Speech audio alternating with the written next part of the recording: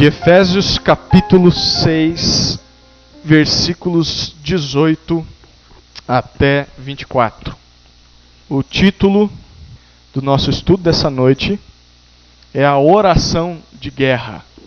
E nós vamos entender por quê. Com toda a oração e súplica, orando em todo o tempo no Espírito, e para isso mesmo, vigiando com toda a perseverança e súplica por todos os santos, e também por mim, para que a palavra me seja dada quando eu abrir a boca, para que possa com ousadia tornar conhecido o mistério do Evangelho, pelo qual sou embaixador na prisão, para que nele eu tenha coragem para falar como devo. E para que vós também possais saber como estou e o que estou fazendo, Tíquico, irmão amado e fiel ministro no Senhor, vos informará de tudo.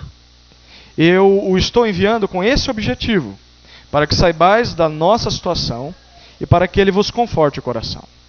A paz esteja com os irmãos e também o amor com fé, da parte de Deus Pai e do nosso Senhor e do Senhor Jesus Cristo. A graça esteja com todos os que amam nosso Senhor Jesus Cristo, com amor que não se abala. Eu quero te fazer uma pergunta que vai permear todo o nosso estudo. Qual é o valor ou qual é a importância da oração na vida do cristão e da vida da igreja? Qual é o valor ou a importância da oração? É sobre isso que esse texto aqui trata. O tema final da carta aos Efésios é sobre a batalha espiritual. Nós temos visto isso desde o versículo 10 até o versículo 24 do capítulo 6. Paulo trata sobre a batalha espiritual. E dos versículos 10 a 13, ele já disse que o nosso inimigo é invisível, é espiritual e é demoníaco. Então ele vai nos atacar com diversas armadilhas e quando menos nós estivermos preparados. Mas para o cristão essa luta não é de ataque, mas é de defesa, porque a vitória já foi conquistada na cruz. A única coisa que nós devemos fazer é nos vestir com a armadura de Deus, para que possamos permanecer firmes contra as investidas finais do inimigo, antes de que ele seja definitivamente derrotado na segunda vinda de Cristo. E nos versículos 14 a 17, que foi o último estudo nosso, nós vimos que essa armadura, de maneira figurada é uma armadura, ela já foi conquistada por nós, lá na cruz, quando Cristo morre pelos nossos pecados. E ela está à nossa disposição. Ela é composta de alguns elementos: a verdade de Cristo, a justificação dos nossos pecados, é composta do Evangelho que promove paz com Deus e com os outros, da fé em Jesus Cristo e da fidelidade de Deus, da certeza da salvação e da palavra de Deus que quebranta os corações.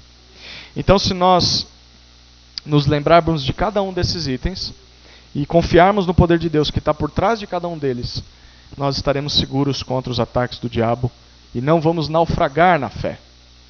Por isso, no capítulo 6, versículo 13, como Paulo diz, devemos tomar toda a armadura de Deus. Isso significa nos vestirmos com essas coisas. Mas como nós podemos fazer isso? É o que Paulo explica no texto que nós lemos agora há pouco. Então, se a pergunta é como eu posso me vestir com essa armadura, Paulo nos responde: com a oração. Então, enquanto estivermos orando, Deus vai nos revestir com essa armadura. Enquanto nós estivermos em oração, nós estaremos protegidos contra os ataques do diabo. Como é essa oração? Nesse texto, primeiro, Paulo explica como ela deve ser, versículo 18. Segundo, ele vai dar um exemplo dos motivos pelos quais nós devemos orar, versículos 19 e 20.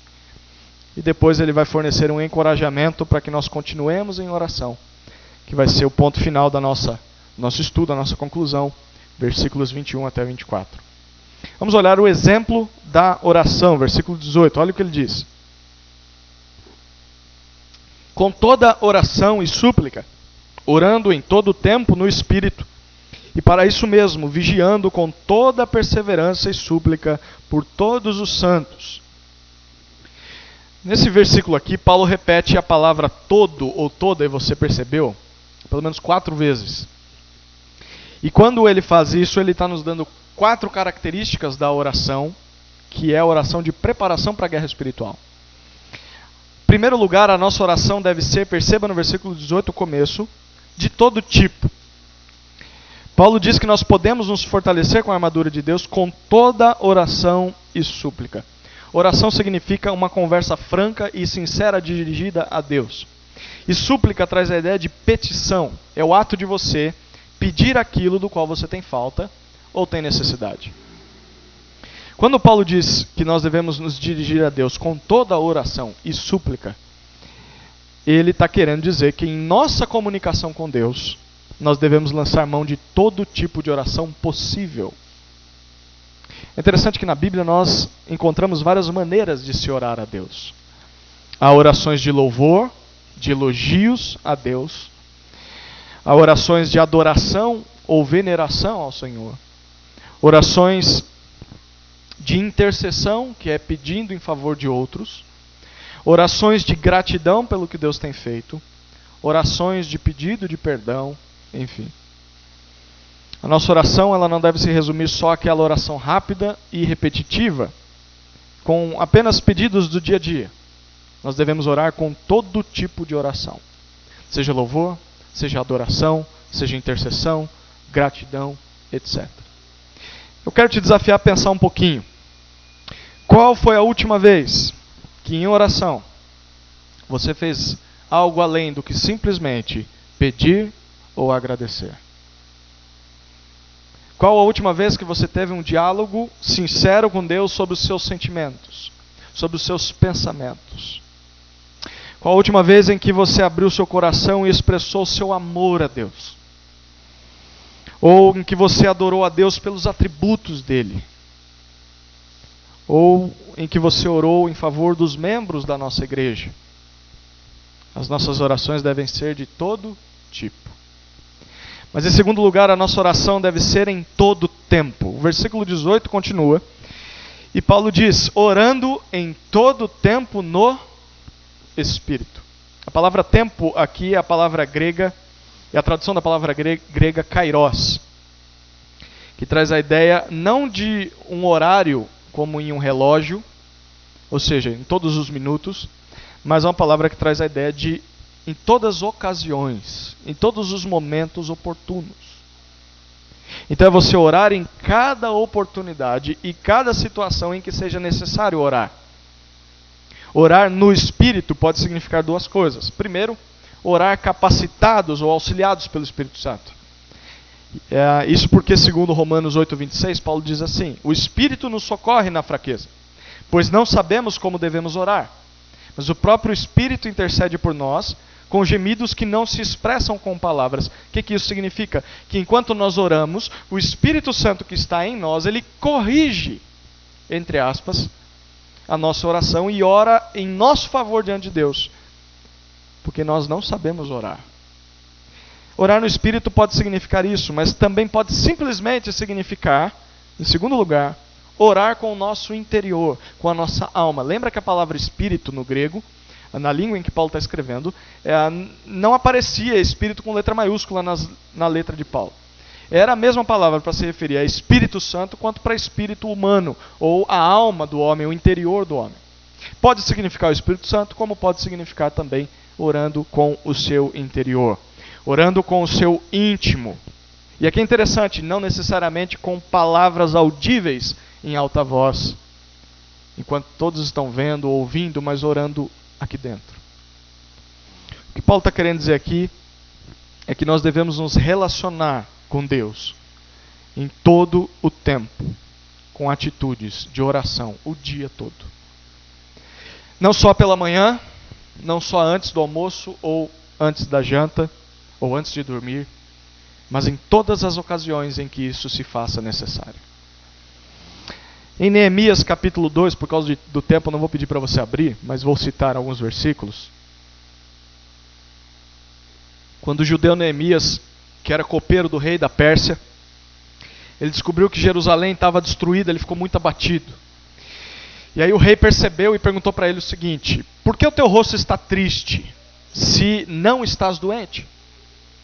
Isso só pode ser tristeza do coração. O rei percebeu isso. E aí Neemias ficou com muito medo, mas acabou explicando o motivo. E aí o rei perguntou: o que você está me pedindo, Neemias? Seja claro. E aí Neemias disse assim: O texto de Neemias, capítulo 2, versículos de 4 a 5, ele diz assim: nessa hora em que o rei perguntou, o que você está me pedindo? Eu orei ao Deus do céu e disse ao rei, se for do teu agrado e se o teu servo puder contar com a tua benevolência, peço-te que me deixes ir ajudar a cidade do sepulcro de meus pais para que eu a reconstrua. Olha que interessante. A história vai acabar continuando e o rei permite que ele vá até Jerusalém para reconstruir os muros da cidade. Mas o que chama a atenção nesse texto é a oração de Neemias. No meio da conversa com o rei, quando o rei pergunta, o que você está pedindo?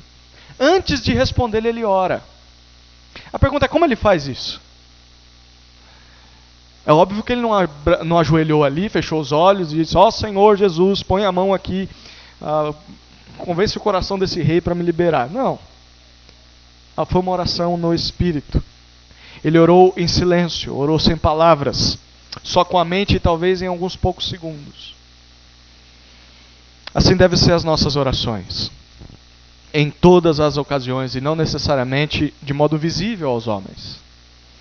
É orar enquanto nós estamos, por exemplo, dirigindo, enquanto estivermos lavando a louça, ou enquanto trabalhamos, talvez em uma conversa importante, diante de uma situação difícil, em momentos de alegria ou de tristeza. A nossa oração deve ser em todo o tempo e é uma vida constante de comunhão com Deus. Então aquela ideia que acontece muito hoje em dia, de que a oração no monte, ela é mais santa ou é mais ouvida por Deus, ela não existe. Porque a oração em qualquer lugar é a oração que Deus ouve. É a oração no Espírito. Então quando nós oramos, nós não devemos dizer, Senhor, neste momento entramos ou entro em Tua presença. Não. Porque devemos estar diante de Deus, na presença de Deus, em oração, em todos os momentos, em todo o tempo. Em terceiro lugar, a nossa oração, ainda no versículo 18, deve ser com toda perseverança. Perceba que Paulo diz que para isso mesmo, para orarmos de várias maneiras em toda ocasião, o versículo 18 ele continua e diz, devemos estar vigiando com toda perseverança. Vigiar significa permanecer acordado, estar atento, pronto para qualquer coisa que acontecer. É literalmente orar de olhos abertos. Como um soldado que está em serviço e que precisa ficar acordado a noite toda. O soldado em serviço ele precisa vencer o sono. Ele precisa estar atento o tempo todo e a tudo que acontece. E aí nós podemos perguntar, por quais motivos nós devemos vigiar? Com base nesse texto que nós temos lido, primeiro por causa do nosso inimigo. Nós precisamos orar com uma intenção como se estivéssemos de olhos abertos, atentos a tudo que acontece, porque o diabo está à espreita. Ele está andando ao nosso derredor, rugindo como leão que procura quem possa devorar. Não só ele, mas os falsos mestres andam à nossa procura como lobos famintos, que se disfarçam de ovelhas. Precisamos estar atentos. Uma segunda causa de orarmos de maneira vigilante é por causa da volta de Cristo. Nós não sabemos quando vai acontecer. Por isso, para não sermos pegos de surpresa em uma vida de pecado, nós devemos estar alertas. Mas em terceiro lugar, não devemos vigiar por causa da nossa tendência em dormir quando nós deveremos estar orando. Você lembra de Pedro e os discípulos, quando eles foram chamados por Cristo a orar e vigiar com Ele antes da sua morte, lá no monte, no Getsemane? O que os discípulos fizeram? Dormiram. Aí Jesus chega para eles e diz assim, lá em Mateus 12, vós não pudestes vigiar comigo nem uma hora. Vigiai e orai, para que não entreis em tentação. O espírito está pronto, mas a carne é fraca. Eles até queriam, em espírito, estar ao lado de Cristo até a morte, mas a carne deles não estava disposta a isso. A oração vigilante domina a nossa carne, e ela vai nos impedir de fazer o que o pecado nos manda fazer. Então é quando nós não queremos orar que devemos orar, vigilantes. Em Colossenses 4:2, que é o texto paralelo com esse aqui, Paulo vai dizer assim, perseverai na oração, nela permanecendo atentos com ações de graças. A maneira de nós estarmos atentos contra o diabo e contra o pecado é orando de maneira vigilante, mesmo quando a nossa carne está com sono ou não quer orar. Nós precisamos subverter a nossa vontade e submetê-la à obediência a Deus. Mas perceba que o texto diz que essa vigilância deve ser com toda a perseverança. E perseverança na oração significa não desistir nunca. É sempre insistir naquele assunto, mesmo que a resposta não venha imediatamente. E aqui é interessante quantas vezes nós não somos falhos nessa área. Nós nos queixamos das situações da vida, e aí nós queremos que Deus nos ajude, mas nós oramos 1, 2 ou até mesmo só 3 vezes por aquilo, e depois de um tempo nós acabamos desistindo de orar. Nós não perseveramos em oração. Nós desistimos muito fácil na questão da oração. Por exemplo, nós oramos pouco pelo nosso cônjuge. Oramos pouco pelos nossos filhos. Oramos pouco por forças para enfrentar os problemas da vida. Nós devemos ser perseverantes, dedicados, persistentes, sistemáticos. Deus ouve a oração perseverante. Um homem de Deus chamado William Gurnall disse certa vez: o tempo em que os santos dormem é o tempo em que Satanás irá tentá-los. Qualquer mosca ousa aventurar-se a andar num leão adormecido. Se não oramos com perseverança, estamos fracos, à mercê dos ataques do diabo.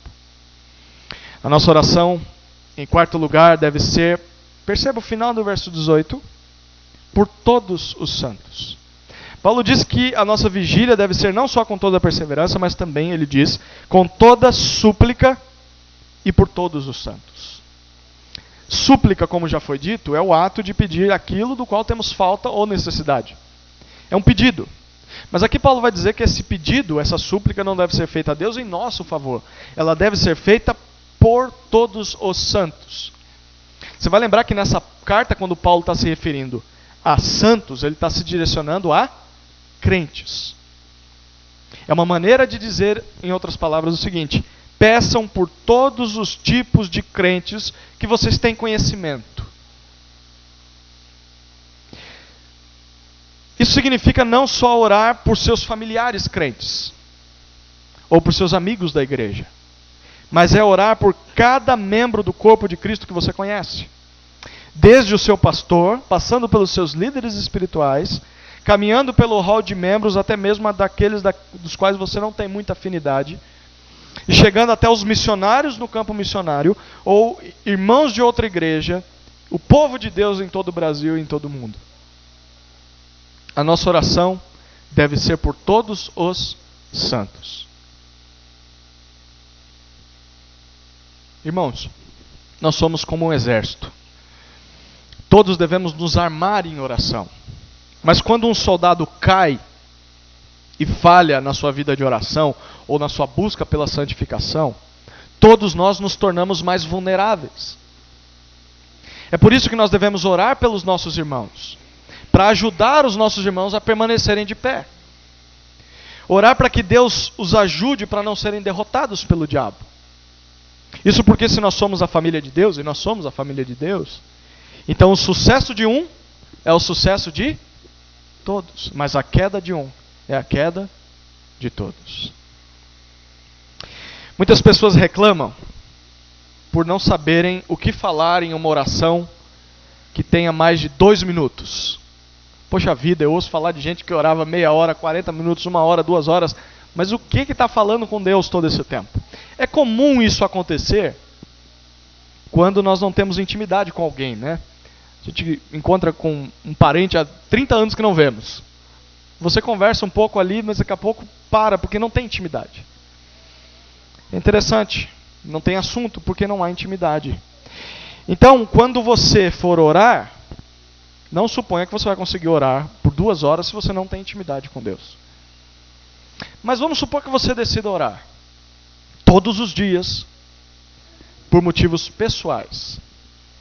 E suponhamos que você consiga se manter em conversa com Deus por 2 minutos.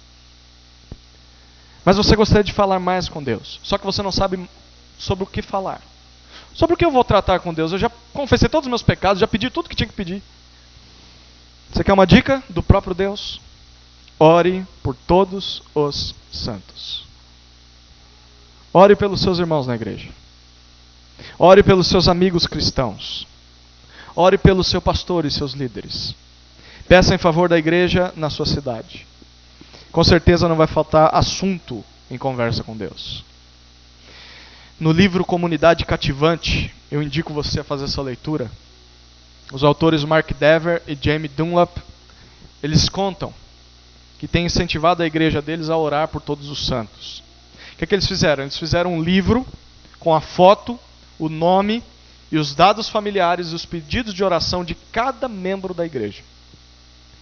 E diariamente esses pastores oram em favor de 5 ou 6 membros desse livro. Ao término do mês eles conseguem orar por toda a sua congregação. E isso acabou chegando aos próprios membros da igreja. E esses livros de membros são atualizados anualmente e entregues a cada membro. Então toda a igreja tem a oportunidade de orar por cada um dos seus irmãos e sabe pelo que orar. Essa é uma grande ideia, não é? Mas você pode ter outras ideias. O que importa é que você peça não só em seu favor, mas em favor dos seus irmãos. De todos os seus irmãos individualmente. Haja oração para fazer isso, né? Essa é a ideia de Deus. Nós gastemos tempo em oração com Ele. Essa foi a explicação de como deve ser a nossa oração. Em todo tempo, de todo tipo, com toda a perseverança e por todos os santos. Agora nós vamos ver um exemplo de oração que Paulo dá nos versículos 19 e 20. Olha o que ele diz, versículos 19 e 20. E também por mim, para que a palavra me seja dada quando eu abrir a boca, para que possa com ousadia tornar conhecido o mistério do Evangelho, pelo qual sou embaixador na prisão, para que nele eu tenha coragem para falar como devo. Continuando sobre o tema, supliquem por todos os santos, o apóstolo Paulo diz, e também por mim. Ou seja, lembre-se de pedir a Deus em meu favor também. Orem por mim. Você percebe o que está acontecendo aqui? O apóstolo Paulo, o missionário entre as nações, o escolhido por Deus para pregar o evangelho aos perdidos, ele também precisa de forças. E principalmente precisa de orações em seu favor. Irmãos, todo crente precisa de orações. Você, como ovelha, precisa de orações. Mas o seu pastor ou o seu líder também precisa.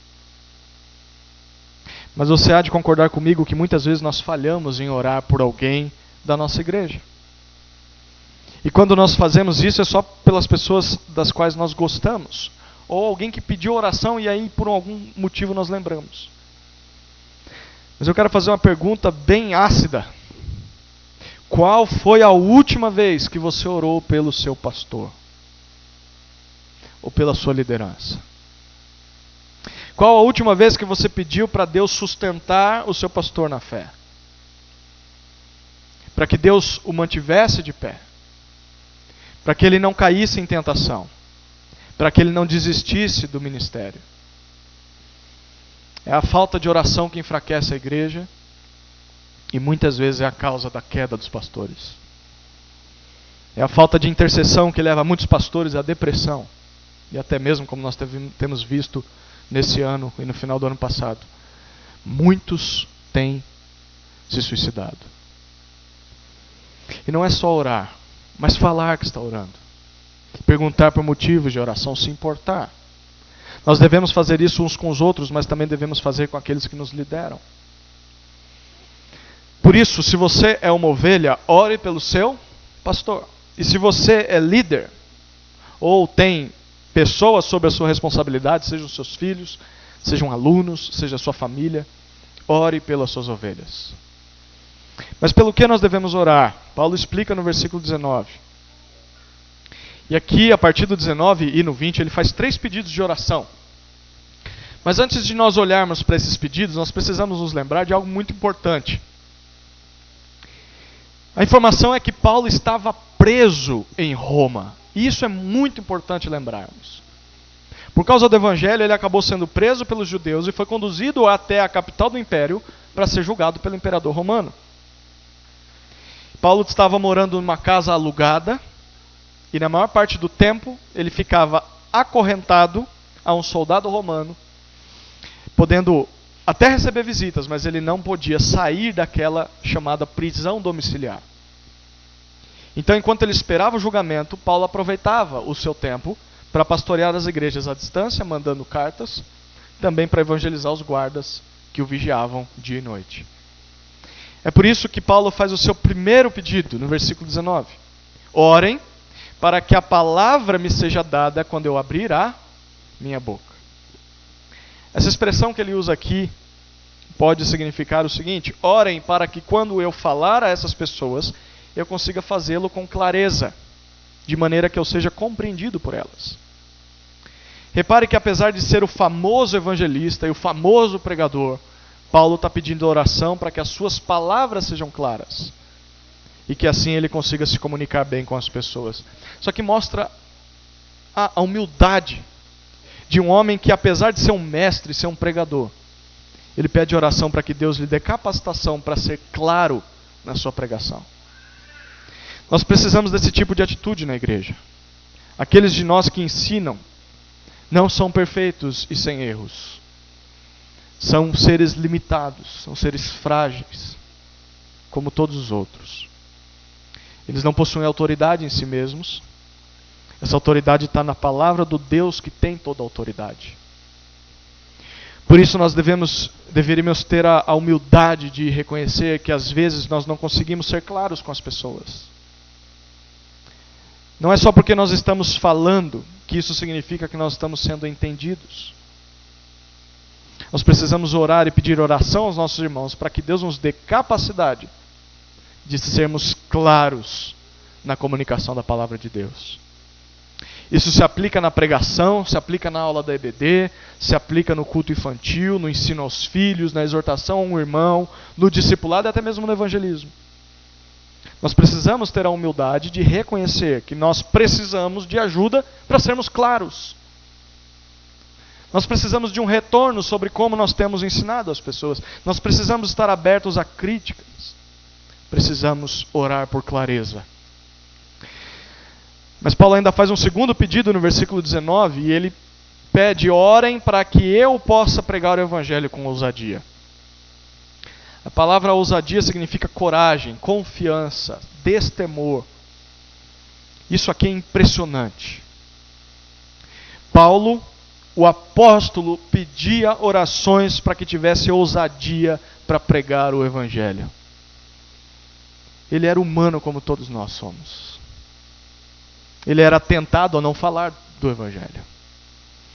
Paulo era suscetível ao desejo covarde de temer a homens. Ele era alguém que às vezes não tinha confiança para pregar. É por isso que ele pede ousadia, para tornar conhecido o mistério do evangelho. Paulo era perseguido pela tentação de ficar calado, de deixar de pregar por causa da situação em que ele estava. Perceba que, apesar de estar preso, Paulo não estava sem trabalhar. Ele havia muito a ser feito, apesar dele não poder sair daquela casa. Havia os guardas que o vigiavam, haviam as pessoas que o visitavam e as igrejas a quem ele escrevia as cartas. Paulo poderia muito bem ter pensado o seguinte: bom, já que eu estou preso, não há nada mais do que eu possa fazer. Quer saber de uma coisa? Eu acho que eu vou descansar dos meus labores missionários. Que tal umas férias do ministério? Chega de ficar falando de Cristo. Foi isso que Paulo pensou? Não. Independentemente das circunstâncias, ele pediu coragem para pregar, mesmo em uma cadeia. Queridos, eu e você precisamos ter esse tipo de sentimento. Não importa onde nós estejamos, há ali a possibilidade de trabalhar para o Senhor. Não importa o seu estado de saúde, a sua questão financeira, ou onde você mora. Eu e você precisamos ter a ousadia para anunciar o evangelho. E se nós não a temos, precisamos orar por ela. E pedir oração para que os outros irmãos orem por nós nesse sentido. Não só isso, mas precisamos orar para que os outros também tenham ousadia, para que preguem o Evangelho, no trabalho, na comunidade, na sua casa, com a sua família, enfim. No versículo 20 nós vemos o terceiro pedido de Paulo. Orem para que eu tenha coragem para falar como devo. Paulo diz que por ser embaixador ou representante do Evangelho em cadeias, na prisão, ele tinha uma responsabilidade: falar do caminho da salvação às pessoas. Essa era a sua obrigação diante de Deus. Mas para cumprir o seu dever, ele novamente pede coragem, a mesma palavra para ousadia lá no versículo 19. E do modo com que Paulo está dizendo isso, ele está querendo dizer o seguinte: orem para que eu tenha liberdade e confiança para pregar o Evangelho onde eu estou. Mas perceba que, por incrível que pareça, apesar de estar preso, Paulo não pede liberdade da cadeia, ou por melhoras na sua situação de vida, ou para que o imperador considere ele inocente e retire as acusações que estão em seu nome. Ele ora, pelo contrário, para que apesar de tudo isso, ele tenha liberdade, não da cadeia, mas para falar às pessoas a respeito de Deus.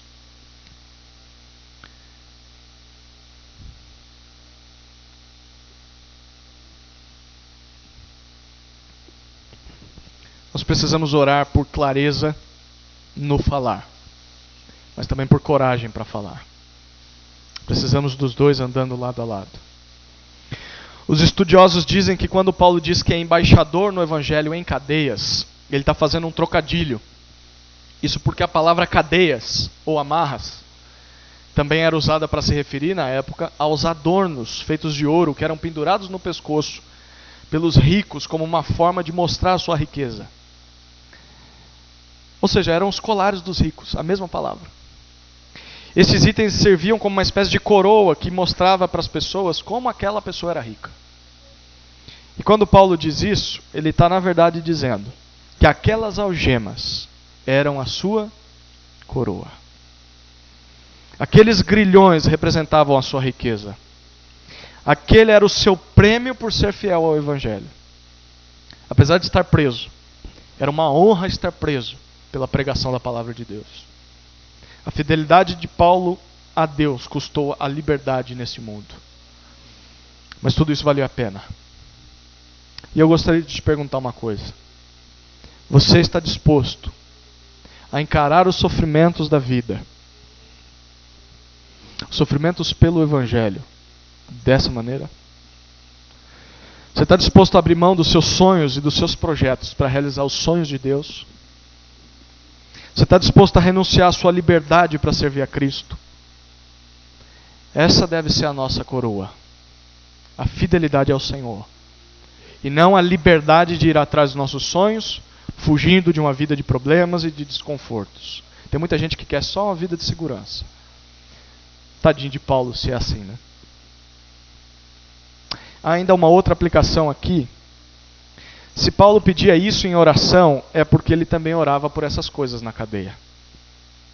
E como um judeu de berço, provavelmente Paulo orava de pé, com as mãos para o alto, em alta voz. Imagine isso, né? Paulo acorrentado a um guarda romano, se levantando para pedir a Deus o seguinte: ó Senhor, me dá coragem para anunciar a esse soldado o teu evangelho. Não só isso, mas quando eu falar, me ajuda a ser claro, de modo que ele compreenda a tua mensagem. Eu sei que esse homem me vê como um criminoso ou como um inimigo, mas para mim essas cadeias são a minha coroa. É um privilégio poder te servir, mesmo preso. O que você acha que aquele soldado ia pensar? Com certeza ele ia ficar bem confuso, né? É esse tipo de oração que acaba com qualquer defesa do inimigo. É orar por ele, se importar com ele e interceder por ele. Isso acaba com o poder do inimigo. Afinal, o que mais o inimigo poderia fazer com Paulo? Ele já tinha perdido tudo. Liberdade, saúde, direitos. Mas mesmo assim se considerava rico espiritualmente. Ele tinha uma coroa. Nós precisamos encarar os nossos sofrimentos dessa maneira. Não necessariamente precisamos pedir para que Deus nos livre das dores. Não é errado pedir. Mas orar também pedindo para que Deus nos ajude a cumprir a nossa missão, mesmo em meio ao sofrimento. A fidelidade é a nossa coroa. Esse é um belo exemplo de oração.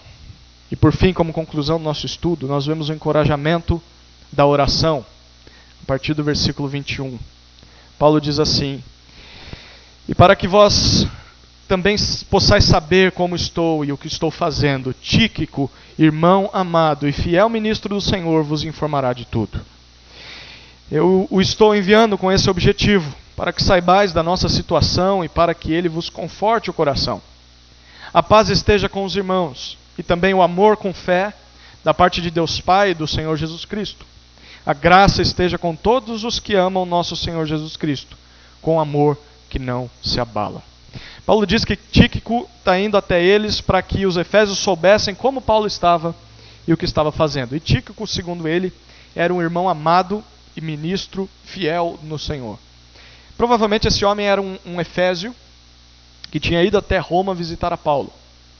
Ele acabou sendo um encorajamento para Paulo na prisão. Mas agora Paulo o está enviando de volta, no versículo 22.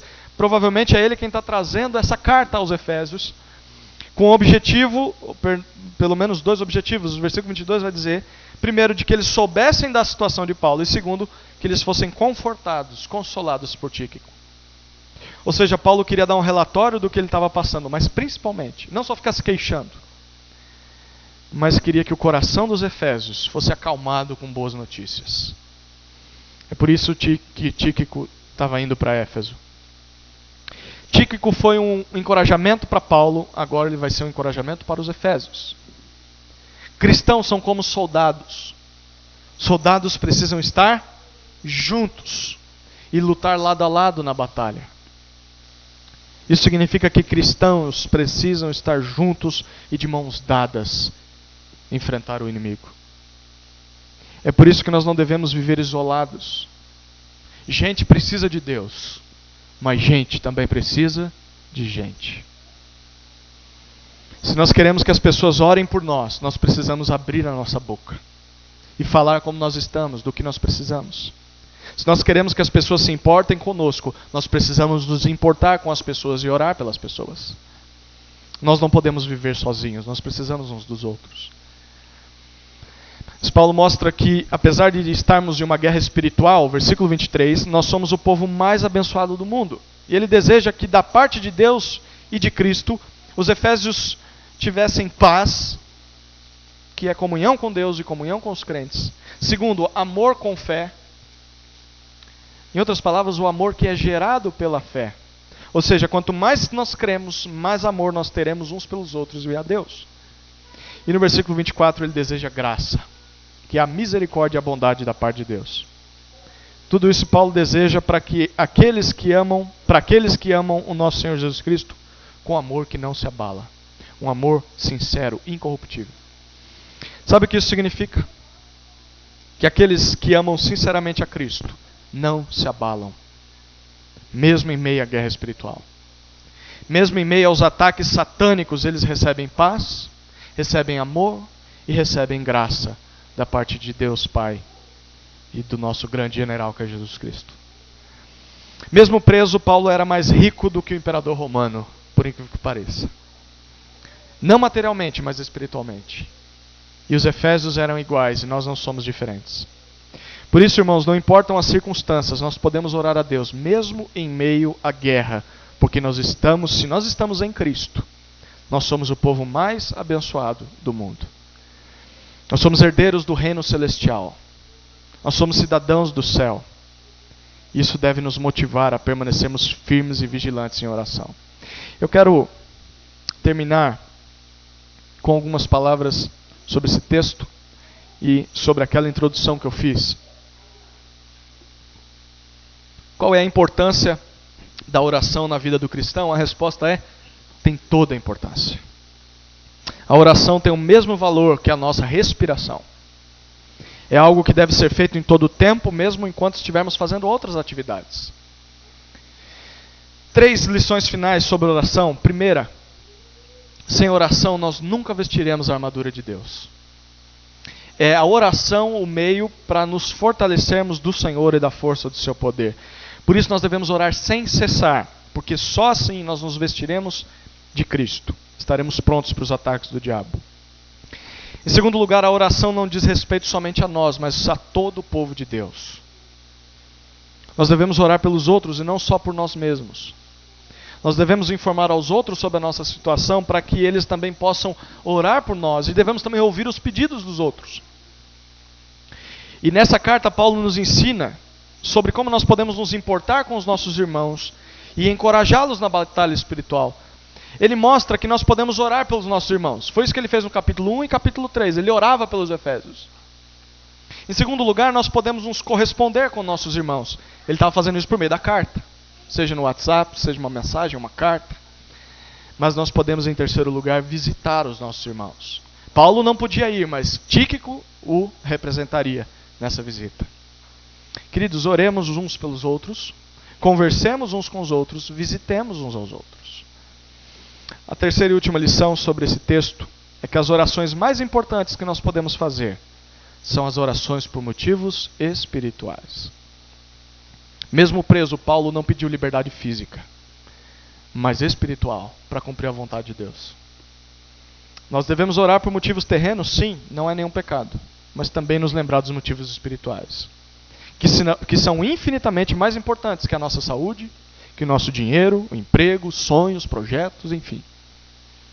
Até mesmo presos injustamente nós podemos fazer a vontade de Deus. Se em oração nós pedimos clareza e coragem. Queridos, oremos sempre nos lembrando de Cristo. Apesar das nossas falhas na oração, Ele continua intercedendo por nós ao lado do Pai. Jesus orou em todo o tempo. E mesmo quando eu e você não oramos, Ele está ao lado do Pai orando por nós. Oremos gratos por isso.